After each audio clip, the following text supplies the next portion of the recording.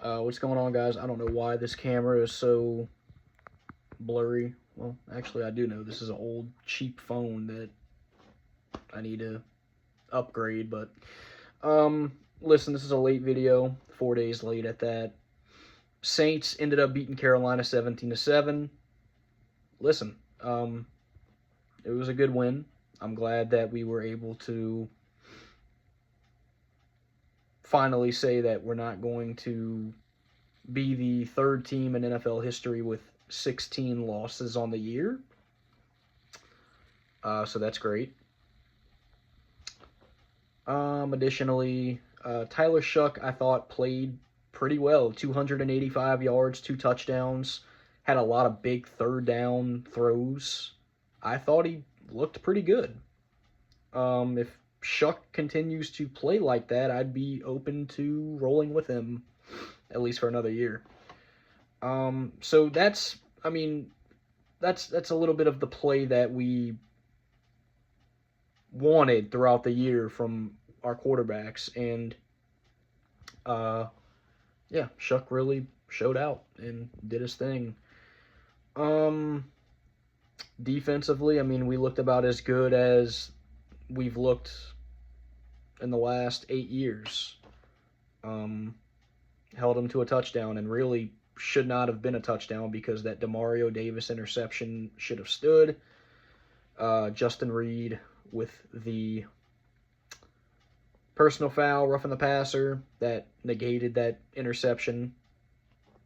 The game should have been like 17 nothing, 20 to nothing, something like that. Yeah, Justin Reed should not be on this team next year. I'm sorry, dude. Justin Reed is just not. He's not impressed me. Has not impressed me. I feel that after the bye week, we have some winnable games coming up. We might be able to get to 5 wins. We play the Falcons twice. I could see us splitting with them. I could see us beating Carolina again, honestly. The only sure loss that I can really tally right now is Tampa Bay. Like, I think we're going to lose to Tampa Bay the second go round. But I think every other game that we have is fair game. I think we could win any of those, lose any of those. So I wouldn't be shocked if this team ended up with 5 wins to end the year, which would be pretty cool. And I would be actually satisfied, considering many people thought we would only get like 2 or 3. Right now we're at 2. So I'm hoping that we are able to keep it up, and maybe we can get some wins down the stretch. And I get it. A lot of people want a good draft pick. Completely understandable. I'm okay with that too. If we lost out, that'd be cool too. But I like to see growth, gradual growth, and I think that if Kellen Moore can exceed expectations, I think that would mean a lot to me as well. I'm not sure if the quarterbacks in this draft are what we need, considering that we don't really have much of a team around the quarterback position right now. Like, a lot of people are like, oh, we need to get Fernando Mendoza. And if we did get Fernando Mendoza, I wouldn't necessarily be upset at that. But then you have to answer a lot of follow-up questions. Who are you going to put around him? Like, what talent are you going to put around Fernando Mendoza or any quarterback that we would draft in the early first round? Like, the team that we have right now is average at best. So, I think you need to kind of recognize and accept the fact that anywhere you go in the draft in that first round with that early pick, as long as it's the best skill position at their position,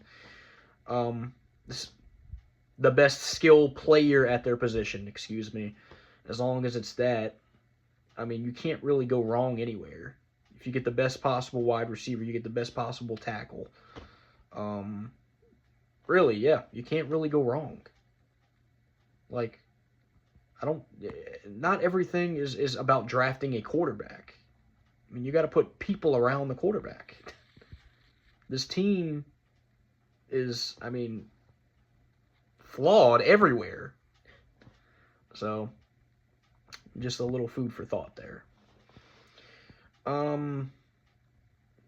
What else? Oh yeah, that field goal rule that whenever we blocked the field goal and then we blocked it and it went on the Panthers side of the field, like we blocked the kick, then it hit a Carolina Panther, and when it hit a Carolina Panther, it bounced back to our side of the field, and one of our guys touched it, and that's considered a fumble or a live ball. I've never heard of that in my life.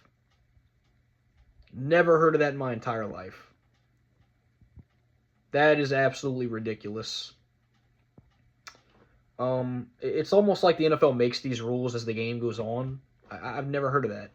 I know a lot of you are going to be like, oh, well, the Dallas-Miami game from the 90s in the snow or whatever. Bruh, we blocked the kick, and we blocked it forward. So we blocked it forward towards Carolina's side of the field, and their guy hit it back over to our side of the field.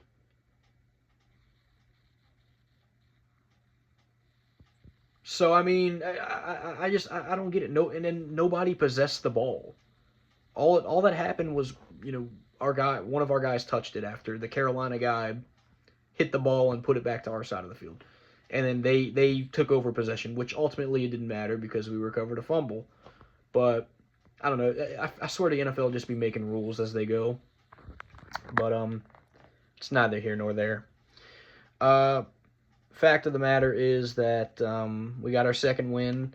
We essentially put Carolina in their grave because Carolina is not. I mean, Carolina's got Atlanta. They play us again. They play Tampa twice. They play the Rams, Seattle, and San Francisco.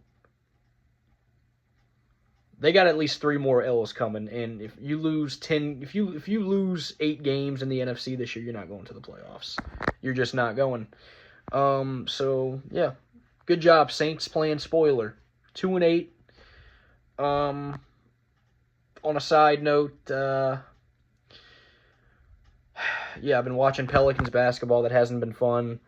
I don't know if I'm gonna watch another game until Willie Green gets fired, and I stand on that. I'm serious. I'm tired of this moron, this goofball coaching this team. We have young players that have so much potential. Derek Queen is an absolute dog. Jeremiah Fears is an absolute dog. And their youth is going to be wasted with this goofball, Wet Willie, as the coach. I've been saying that we needed to fire this guy for the last 2 years. And people have told me that I was tripping, that we're just injured. We just got a lot of injuries. Put a freaking sock in it, man. Go kick rocks. It's not even about the injuries. It's about the patterns that you see with this team. This team plays no defense. They don't make adjustments. Their rotations are terrible. They're lazy with the ball handling. They have horrible third quarters. I mean, the worst third quarters I've ever seen in an NBA team. They go into the locker room up 15, and then into the third quarter they're down 6 somehow. Like, dude, I've never seen that in my life. They blow big leads constantly. They'll have like double-digit leads every other game and blow it. The Pelicans have got to be up there over the last 4 years for the most blown leads in the NBA.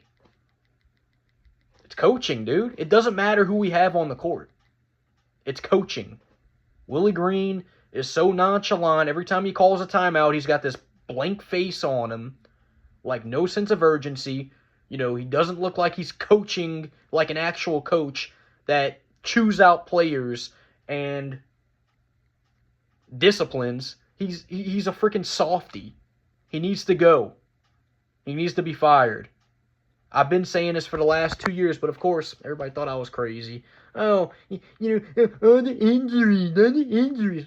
I don't care about the injuries, bro. Now all of a sudden, those same people want him fired. I think it's funny. You made your bed, now you go lay in it. You made your bed, you said no, it's the injuries. All right. Stand by your word. It's ridiculous, man. I'm sick of the Pelicans. I don't know. Gail Benson. It's probably a Gail Benson thing too. She's too nice. She mixes business with pleasure too much. She thinks that you have to be friends with everybody that works for you, and that makes it harder to fire people. That doesn't work in sports. You can't make friends with everybody that you hired. Like, Gail Benson is the exact definition of mixing business with pleasure, and the exact reason why people don't like to mix business with pleasure. Gail Benson is that exact freaking reason. The exact prime example of why you don't mix business with pleasure. You see what's happening? So, but anyway, whatever. Y'all take it easy. I'll see y'all next time.